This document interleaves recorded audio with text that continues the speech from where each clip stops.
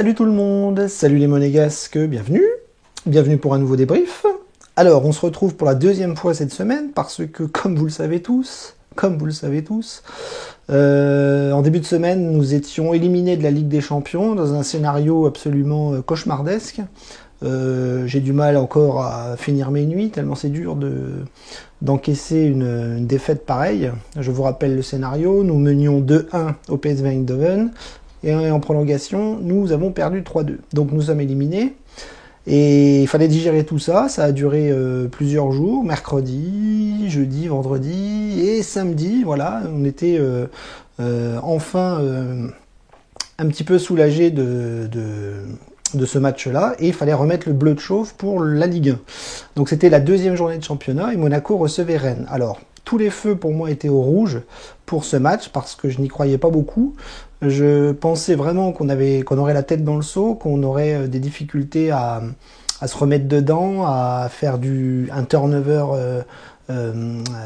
intelligent, une gestion des organismes, de l'adversaire aussi qui était Rennes et qui avait perdu le premier match et qui serait forcément revanchard. Enfin bref, je le sentais pas du tout. Et malheureusement, il fallait quand même s'y coller pour les joueurs, pour le staff, pour tout le monde en fait, pour tout le club. Et Philippe Clément avait l'air confiant parce qu'il avait déclaré que mentalement les joueurs seraient prêts. Bon, très bien. Donc on attendait un petit peu la composition et on a vu que Philippe Clément a fait tourner un petit peu, mais pas trop, par rapport à mardi. Et on voyait un mix assez intéressant avec Nubel dans les buts, ça bouge pas. Dissassi Maripane non plus parce que Badiachil revenait un petit peu de blessure. À l'infirmerie, on avait encore Boidou et Aguilar qui avaient un problème aux adducteurs. Et le petit Oukou. Donc Badiachil, Maripane Dissassi titulaire, côté gauche Caio Henrique qui revenait titulaire après le Covid, Vanderson obligé de le mettre arrière droit parce qu'il était tout seul. Milieu de terrain, là il n'y avait pas Matazo, on avait Jean Lucas avec Fofana, et sur les côtés on avait dans le 4-4-2 Golovin à gauche, Diatta à droite, Mbolo et Ben Yedder. Donc c'était une compo qui était quand même assez intéressante, mis à part bien sûr le fait que Jean Lucas, peu de gens l'aiment bien. Et on va voir qu'au niveau du milieu de terrain, ça va quand même bouger dans les jours qui viennent parce que le mercato est en train de s'emballer. Mais on attendait un petit peu la composition et surtout l'animation dans la rencontre. Alors, autant vous dire que ça a été un match complètement dingue, complètement fou, le genre de match de foot où vous comprenez absolument pas ce qui se passe parce que tout part à volo, tout va de travers, tout est contre nous. Et même sur le terrain, tout est parti en cacahuète dans tous les sens, du côté de Rennes comme du côté de Monaco. Alors, le début du match, je ne l'ai pas trouvé bon de la part de Monaco, parce que je trouvais les Monégasques pas concernés. Ça courait pas beaucoup, ça pressait pas beaucoup, c'était Rennes qui avait le ballon, et je trouvais les Rennais beaucoup plus en jambes, beaucoup plus intéressants dans la conservation de balles, et Monaco, je les trouvais un petit peu à la rue. Donc ça a duré 5 minutes, 10 minutes, et après un fait de jeu. Expulsion de Fofana. Voilà. Donc déjà un carton rouge extrêmement sévère. Fofana qui met le pied en avant sur la cheville du joueur rennais, et le contact est assez violent, mais honnêtement, pour un début de match, pour une première faute, le jaune était largement mérité. Eh bien non, l'arbitre a pété un câble, il a mis un rouge tout de suite, et là il tue le match. Voilà. Quand un début de match se passe comme ça, qu'il y a une expulsion, que ce soit votre équipe ou l'équipe adverse, vous savez que le match va complètement basculer dans le scénario parce que une équipe va être en infériorité et l'équipe adverse va faire le jeu à mort. Et nous, on s'attendait à défendre. Alors, donc, Fofana expulsé, Ben Yedder est obligé de sortir tout de suite parce qu'il faut sortir forcément un attaquant pour remettre un milieu de terrain. Et là, aux surprises, deuxième fait de match, pas de Matazo. Donc, sur la feuille, on a vu bizarrement qu'il n'était pas annoncé. C'est le petit Magassa qui va rentrer sur la pelouse. Donc là, on se dit, oh là là, on est à 10. Il y a un petit gamin qui va rentrer. Alors Magassa, je ne le critique pas. Il a fait un bon match. Il est très, très intéressant. Mais moi, des matchs de préparation que j'avais vus et le fait de ne pas trop le connaître, j'avais un peu la trouille que ce gamin-là se fasse bouffer au milieu de terrain. Globalement, ça s'est bien passé, même si quand on a commencé à jouer à 10, on a beaucoup reculé, forcément, on a subi, hein, on a subi pendant tout le match, ça c'est normal. Mais sur quelques contres, en fait, on va réussir à être présent et à mettre des jolies offensives. Et les Rennais, on va leur faire peur, on va leur faire mal sur 2-3 actions très bien à jouer, très bien à mener, pardon. Et en plus, on va avoir un autre fait de jeu, là, tout l'inverse du cas Fofana. C'est-à-dire que Mandanda va faire une sortie sur Mbolo avec un coup de poing magistral. C'est-à-dire il sort, il lui met un grand coup de poing dans la tête. Mbolo est KO. Carton jaune. Bon, très bien. Alors, je ne suis pas arbitre, mais honnêtement, vu la percussion du contact, je me suis dit... Mandanda va être expulsé et on va revenir à 10 contre 10 et ça va bien se passer. Non, Mandanda n'est pas expulsé, mais on a un penalty contre le cours du jeu un petit peu. Et là, qui le tire? Dissassi. Bon, Dissassi, c'est pas un tireur de penalty, c'est pas, pour moi, c'est pas le premier à qui je pense quand il faut tirer un péno. Golovin ne le tire pas, Mbolo ne le tire pas. Voilà, donc grosse surprise, Dissassi le tire et le rate. Voilà, donc le match devient complètement fou. On est à 10, on a un penalty, on le rate et on se dit, bon, bah, c'est tout, on va continuer de défendre et puis advienne que pourra. Donc on se dirige vers la mi-temps, Monaco arrive à jouer 2-3 contres intéressants, mais globalement, on subit, on recule et c'est Rennes qui fait le jeu. Deuxième mi-temps, on se dit que ça va être un enfer parce qu'on va être cramé physiquement. On a joué 120 minutes mardi, là on rejoue à 10. Il y a quand même des joueurs qui ont beaucoup joué là depuis le début de semaine. Et on se dit que ça va craquer à un moment donné ou à un autre. Et ça rate pas. C'est-à-dire qu'en deuxième mi-temps, on va revivre le même scénario. Voilà, Rennes va prendre le ballon, on va défendre, on va essayer d'être appliqué quand même dans la façon de défendre. Et puis sur quelques contres, on va essayer d'en mettre un. Et là, voilà, sur une occasion, Rennes va nous planter un but, voilà. Une situation un peu facile pour les Rennais, hein. Ils rentrent dans la surface, combinaison, petits espaces. Le joueur de Rennes se retrouve face à Nubel, il le plante et on se retrouve à 0-1. Donc là, je me dis, bon, ça c'est logique, on va perdre le match. Voilà, vu le scénario, c'est normal. Et puis, je ne sais pas ce qui va se passer, les Monégasques vont un petit peu baisser le pied, ils vont complètement disparaître de la rencontre, et puis sur quelques phases de jeu, on va les revoir, et il va se passer encore un truc complètement fou, c'est-à-dire que sur une perte de balle du gardien remplaçant de Rennes, parce que Mandanda est sorti blessé, Mbolo va presser comme un malade, et va réussir à mettre un but dans les pieds du gardien adverse. Donc un partout, remontada exceptionnelle de la part des Monégasques qui étaient quand même largement battus dans la physionomie du match. Mais on a quand même des joueurs très techniques, des joueurs très très intéressants. Et c'est vrai que sur quelques contre-offensifs, on a été quand même assez bon. Donc voilà, égalisation de la part de Monaco. Et puis on va attendre, on va pousser comme on peut. On va défendre comme on peut. Et on va aller tranquillement vers la fin du match avec ce très très bon point qui est le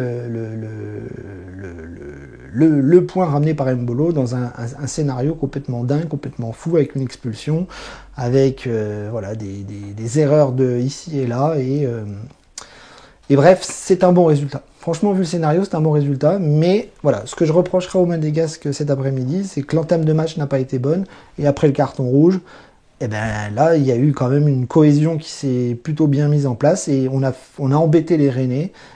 Ils ont marqué, on a égalisé, et je pense que le point, il est pour nous, et le match, il est pour nous malgré tout. Voilà, que dire de plus que ça fait 4 points en 2 matchs, c'est pas ridicule. Je pense que vu la physionomie du match, c'est très très bien. Vu la physionomie du début du championnat, c'est très très bien. On va continuer notre petit bonhomme de chemin en Ligue 1 au mois d'août parce que la Coupe d'Europe c'est fini. On va avoir des grands matchs. Je crois qu'on va à Lens la semaine prochaine. Ça va être très très très compliqué. Mais voilà, on a des satisfactions, on a des recrues qui font le taf, il y en a d'autres qui vont arriver. Alors là, c'est complètement fou. Le mercato, on pensait qu'il était fini. On pensait qu'on allait avoir des joueurs, il y en a d'autres qui vont arriver. Au milieu de terrain, on attendait Soumaré, on va avoir Mohamed Camara de Salzbourg. Voilà, un excellent milieu de terrain défensif, voilà, pété de talent, et vraiment le profil qui nous manque pour le remplacement de Tchouaméni. Et on parle d'une arrivée possible de Soumaré en plus de Camara. Donc on voit bien le travail de Paul Mitchell, c'est en train de solidifier l'attaque avec beaucoup de joueurs, on est en train de solidifier le milieu avec beaucoup de joueurs, et miracle, on parle d'un autre défenseur central en plus de Malang Sarr. Alors je dis pas que ça va se faire, mais en tout cas c'est ce qu'on lit et c'est ce qu'on attend. Bref, le mercato, on n'est pas là pour parler du mercato, mais on est là pour parler un petit peu de la prestation de ce soir, et j'ai envie de dire que l'équipe a fait un super match en fait, c'est-à-dire que tout partait mal, ça a été très compliqué, on a eu un Nubel qui a été pas très bon balle au pied, mais qui a fait des bons et des gros arrêts en première mi-temps. Donc on va dire un match moyen de sa part parce que on connaît son talent sur la ligne, mais on connaît ses défaillances au pied et sur cette faculté de ne pas beaucoup sortir sur les coups de pied arrêtés. Bref, la défense a fait un grand match vu le scénario du match, puisque pendant plus de 80 minutes, on a dû défendre, et Caio Henrique a bien défendu et a su bien attaquer quand il fallait le faire. Vanderson, je l'ai trouvé un peu maladroit dans beaucoup de choses, c'est-à-dire qu'il a plein de qualités, mais en ce début de saison, je le trouve un peu maladroit. C'est dommage qu'Aguilar est blessé, là, pour le coup, parce que ça aurait été bien de tourner un petit peu, mais voilà, Vanderson a fait le taf, Caio Henrique a fait le taf, la défense centrale a fait un gros travail aussi défensif avec Maripane et Disasi, même si Disasi, on peut le tuer parce que il a raté son penalty. S'il marque son penalty, peut-être que ça fait 2-1 pour nous dans un scénario dingue, mais on va pas lui en tenir rigueur parce qu'il a beaucoup défendu, il a merveilleusement fait le travail, notamment en deuxième mi-temps, il a joué dans la défense centrale, arrière droit, il était partout, et on peut dire qu'il s'est sacrifié pour l'équipe, un petit peu comme un autre, mais on va y revenir. Donc, de gros travail défensif. Milieu de terrain, eh bien, Fofana, je vais pas en parler parce qu'il a été exclu, mais le petit Magassa, il a fait le travail. Jean Lucas, il a fait le travail aussi. J'ai vraiment pas envie de flinguer les joueurs. On a fait des erreurs, mais je trouve que toute l'équipe a été solidaire dans le fait de défendre et d'aller chercher ce bon point.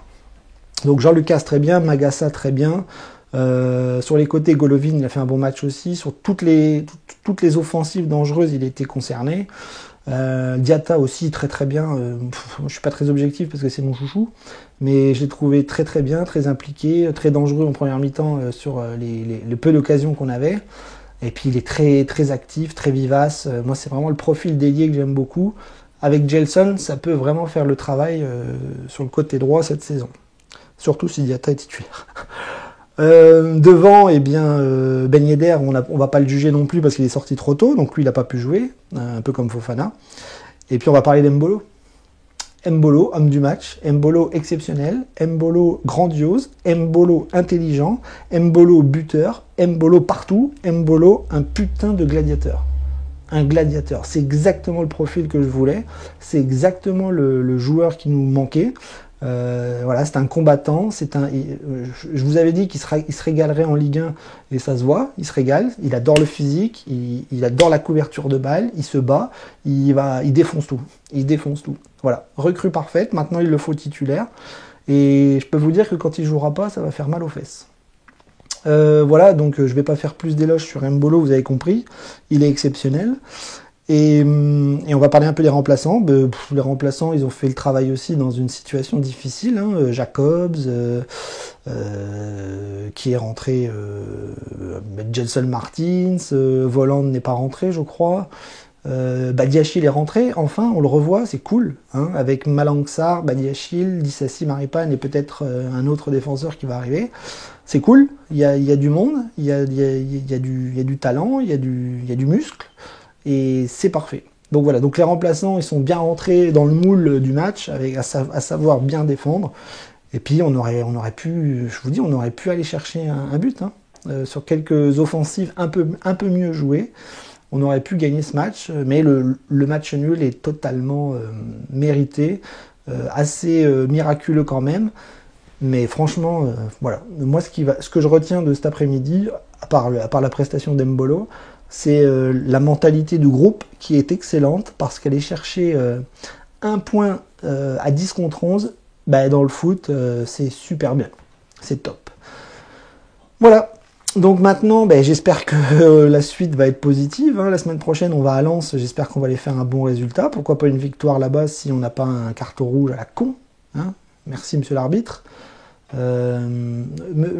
L'arbitre de cet après-midi, qui, rappelons-le, avait comment expulsé Tchouaméni à Bordeaux à l'époque. Hein, pareil, sur un tacle complètement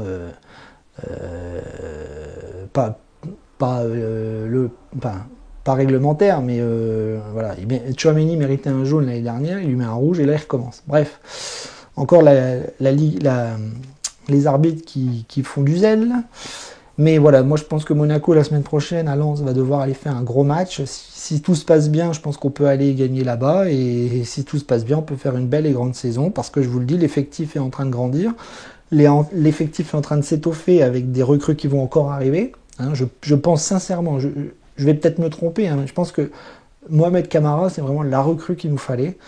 Soumaré, c'était très bien, mais moi, je pense que Mohamed Camara, c'est un cran au-dessus.